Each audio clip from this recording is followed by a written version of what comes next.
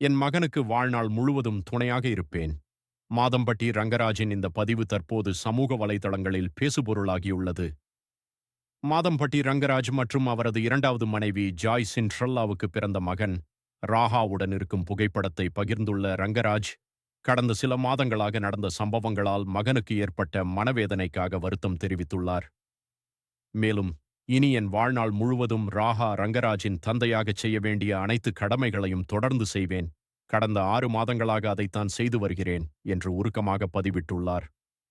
இதையடுத்து ஜாய் சென்ட்ரல்லாவும் இந்த பதிவை தனது இன்ஸ்டாகிராம் பக்கத்தில் பகிர்ந்து, உண்மை ஒரு நாள் தன் இடத்தை அடைந்தே தீரும். சில போராட்டங்கள் வெற்றிக்காக அல்ல, ஒரு குழந்தையின் எதிர்காலத்திற்காக. இன்று ஒரு தாயின் மனம் இறுதியாக நிம்மதியடைந்துள்ளது என்று உணர்ச்சிபூர்வமாக பதிவிட்டுள்ளார்.